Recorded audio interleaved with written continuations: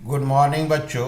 मैं B L Agarwal आज आपको इस लेक्चर में फिनंशियल स्टेटमेंट एनालिसिस का एक चैप्टर फंड फ्लो एनालिसिस का एक प्रॉब्लम सोल्व करके समझाने का कोशिश करूंगा। उम्मीद करूंगा आपको ज़रूर से ज़रूर समझ में आएगा। ठीक है, ये रख दिया आपके सामने एक प्रॉब्लम। बैलेंस शीट है पी लिमिटेड का 31 मार्च 19 एंड 20। 19 इज प्रीवियस ईयर, 20 हो गया करेंट ईयर। ओके, यहां देखिए शेयर कैपिटल 180 था, 260 हो गया। शेयर कैपिटल का कोई नोट्स भी नहीं है, तो शेयर कैपिटल यहाँ इंक्रीज हुआ है। 180 से 260 हो गया, तो इसको बोलेंगे हम लोग issue of share. Issue of share हम लोग के लिए सोर्स ऑफ फंड होता है। फंड फ्लो स्टेटमेंट में source of fund, share issue करने से पैसा आया। रिजर्व सरप्लस यहाँ इंक्रीज है, लेकिन उसके लिए नोट्स है। रिजर्व एंड सरप्लस के लिए यहाँ देखो आप पहले सरप्लस अकाउंट 40,000 से 60,000 हो गया, तो यहाँ नेट प्रॉफिट हुआ। सरप्लस अकाउंट का डिफरेंस नेट प्रॉफिट कहलाएगा, जो फंड फ्रॉम ऑपरेशन में आएगा। यहाँ देखो 20 से 30 हो गया, तो जनरल रिजर्व बढ़ा है। जनरल रिजर्व अगर इंक्रीज होता है तो उसको ट्रांसफर टू जनरल रिजर्व बोलते हैं 10,000। ये नेट प्रॉफिट में ही प्लस किया जाएगा। सरप्लस अकाउंट के डिफरेंस को नेट प्रॉफिट बोलते हैं। 40 से 60 हुआ, 20,000 रुपया नेट प्रॉफिट, और जनरल रिजर्व 10,000 बढ़ा है, उसको ट्रांसफर टू जनरल रिजर्व बोलेंगे। दोनों का दोनों फंड फ्रॉम ऑपरेशन का आइटम है। ओके, इसके बाद अलावा यहाँ देखिए डिवेंचर, यहाँ कुछ था नहीं, अचानक 40,000 हो गया, तो 40,000 का डिवेंचर बढ़ गया। इसको बोलेंगे issue of debenture. Issue of debenture issue of share की तरह ये सोर्स होता है, तो issue of share, issue of debenture हमारा सोर्स ऑफ फंड हुआ। Trade payable current liability working capital में काम आएगा। Trade payable is current liability. अब एसेट्स की तरफ आते हैं।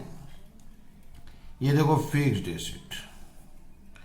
फिक्स्ड एसेट नाम नहीं दिया हुआ, तो फिक्स्ड एसेट अकाउंट बनाएंगे। Opening balance, closing balance.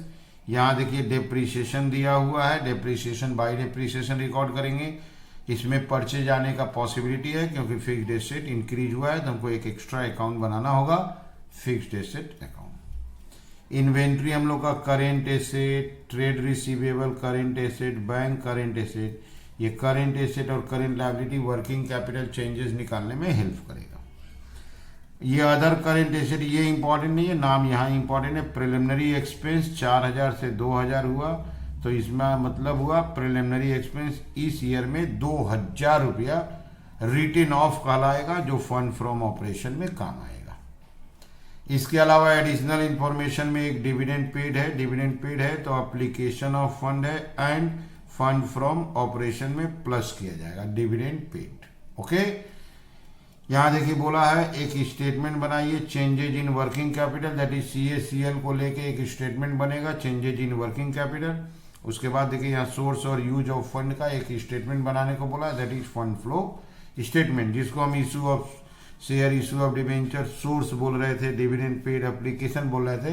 तो एक फंड फ्लो स्टेटमेंट बनेगा, जिसमें सोर्स और एप्लीकेशन ऑफ फंड्स को डिस्क्लोज किया जाएगा। ठीक है, तो ये हुआ क्वेश्चन। चलिए सोल्व करके देखते हैं। सबसे पहले हम लोग स्टेटमेंट बनाएंगे। वर्किंग कैपिटल 1920, चेंज में इंक्रीज और डिक्रीज। वर्किंग कैपिटल स्टार्ट होता है आपका current assets. Current assets read किए थे, 3 आइटम था आपका। इन्वेंट्रीज 44 से 52। इन्वेंटरीज फर्स्ट ईयर 44 था, सेकेंड ईयर 52 हुआ, 8,000 इंक्रीज। ट्रेड रिसीवेबल 72 से 78। ट्रेड रिसीवेबल 72 था, 78 हुआ, 6,000 इंक्रीज। कैश एट बैंक 8 से 10। कैश एट बैंक 8,000 था, 10 हुआ, 2,000 इंक्रीज। 3 करेंट एसेट था, तीनों करेंट एसेट लिख दिए, प्लस कर देते हैं। 8 2 10 14, 7 4 11, 1 12, 124। 8 2 10, 8 5 13, 140। अब लाएंगे करेंट लायबिलिटी। करेंट लायबिलिटीज में एक ही आइटम है, वह है आपका ट्रेड पेएबल 74,800। ट्रेड पेएबल 74,800, यहां हो गया 84। ठीक है, 9,200 रुपया इंक्रीज हुआ। चूंकि ये करेंट लायबिलिटी है, डिक्रीज में लिखना है। 74,800, 84। करेंट एसेट में से करेंट लायबिलिटी माइनस कर देंगे तो सी नंबर वर्किंग कैपिटल आ जाएगा, ए minus B.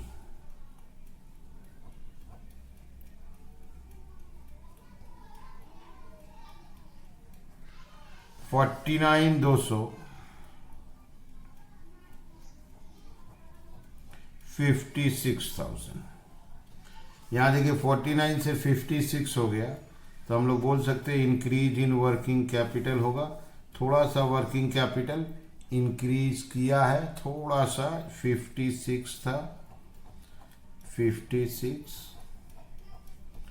6,800 increase in working capital. Increase हुआ है, थोड़ा इंक्रीज कॉलम को जोड़ते हैं। 8 6 14 2 16,000। 16,000 यहाँ लाए, इसमें से आपका 9,200 माइनस करेंगे तो 6,800। क्लियर है? तो इसका मतलब इंक्रीज इन वर्किंग कैपिटल सही आया है। तो वर्किंग कैपिटल कैलकुलेट करना है तो current asset, current liability, 3 current asset inventory, trade receivable, bank मिला, 1 current liability trade payable, minus किए, वर्किंग कैपिटल आया। फर्स्ट ईयर का वर्किंग कैपिटल से देखिए सेकेंड ईयर का वर्किंग कैपिटल बेसी हो गया, तो इंक्रीज इन वर्किंग कैपिटल 6,800। इसके बाद हम लोग फंड फ्लो स्टेटमेंट बनाएंगे। फंड फ्लो स्टेटमेंट का सबसे important item fund from operation होता है सोर्स में। Fund from operation, fund from operation के लिए हम लोग को वर्किंग करना ही पड़ेगा। Computation of fund from operation जब इसको स्टार्ट करते हैं तो ये स्टार्ट होता है आपका नेट प्रॉफिट से।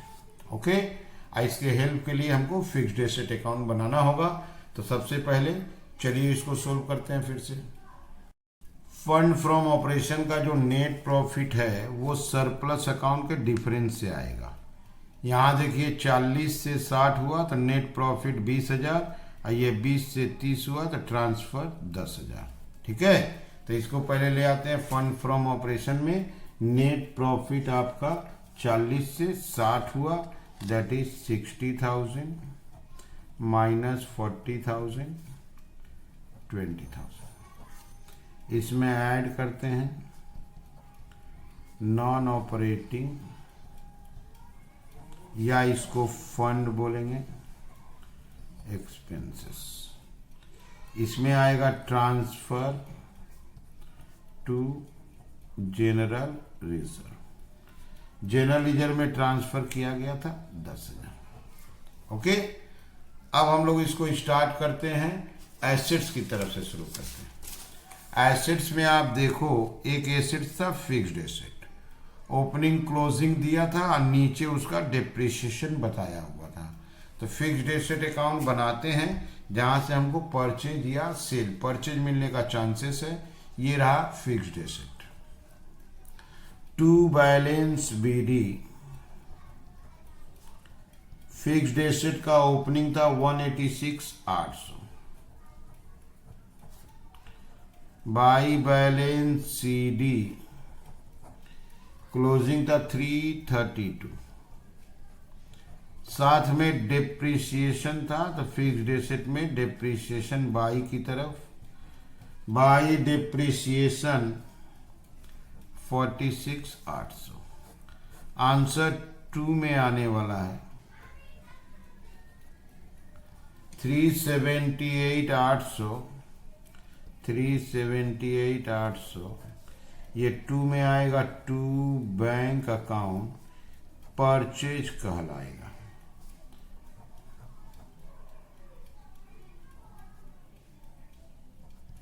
$192,000। ओके, इसको हम लोग परचेज ऑफ फिक्स्ड एसेट्स बोलेंगे। हम लोग इतना का फिक्स्ड एसेट्स परचेज किए हैं, दैट इज 1,92,000। ये जो डिप्रिसिएशन था फंड फ्रॉम ऑपरेशन में आएगा। Depreciation on fixed assets amount है 46,800। ये जो परचेज किए थे एप्लीकेशन में लाएंगे, purchase of fixed assets 1,92,000। Fixed asset अगर परचेज किया गया तो इसका मतलब फंड को यूज किया गया, अप्लाई किया गया, तो उसको एप्लीकेशन की तरफ दे दी। ये हो गया fixed asset account.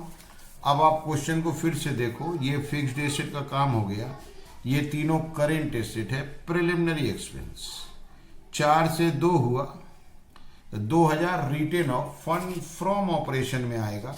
Fund from operation में preliminary expense written of,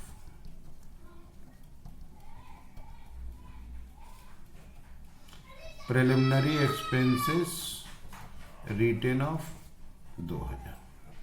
okay, तो ऐसे किए तो एसेट साइड का काम पूरा हो गया और एसेट्स में कुछ नहीं है। फिक्स्ड एसेट का अकाउंट बन गया, ये तीनों current asset, preliminary written off हो गया। यहाँ देखो शेयर कैपिटल 80,000 बढ़ा था, 180 से 260। इशू ऑफ शेयर, डिवेंचर बढ़ा था 40,000, इशू ऑफ डिवेंचर, इसका काम हो चुका है। ओके, तो सोर्स में लिखेंगे issue of share, issue of debenture, दोनों ही सोर्स होता है। सोर्स में issue of share 80,000, issue of debenture, debenture issue हुआ था 40,000। ये लोग सोर्स होता है, तो issue of share, issue of debenture. इसके अलावा बैलेंस शीट में और लायबिलिटी था, करंट लायबिलिटी हो गया। एक आइटम बच गया, डिविडेंड। 40,000 रुपया डिविडेंड पेड किए हैं। एप्लीकेशन में लिखते हैं डिविडेंड पेड। ओके, और ये डिविडेंड फंड फ्रॉम ऑपरेशन का भी आइटम है। फंड फ्रॉम ऑपरेशन में एक्सपेंस के रूप में ऐड हो जाएगा। Dividend paid 40,000। अब हम लोग इसको प्लस करते हैं, 10,000, 46,800, 2,000, 40,000, ये आ गया 98,800, 98,800, 118,800। इसका नाम देते हैं फंड फ्रॉम ऑपरेशन। ये फंड फ्रॉम ऑपरेशन आया, नेट प्रॉफिट से स्टार्ट किए थे। Transfer to general reserve, depreciation, preliminary written off और डिविडेंड। फंड फ्रॉम ऑपरेशन आ गया आपका 118,800 और ये सोर्स में लिखा जाएगा 118,800। इसके पहले issue of share, issue of debenture लिखे थे, purchase of fixed asset, dividend paid, increase in working capital आया था अगर आपको याद हो तो 6,800, वो एप्लीकेशन होता है। इंक्रीज इन वर्किंग कैपिटल ये था आपको 6,800। फंड फ्लो कंप्लीट हुआ, इसका बोथ साइड ऐड करेंगे, टोटल इक्वल होना चाहिए।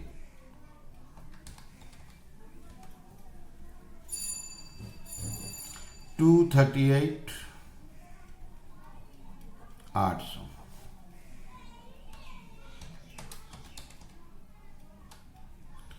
$238,800 $238,800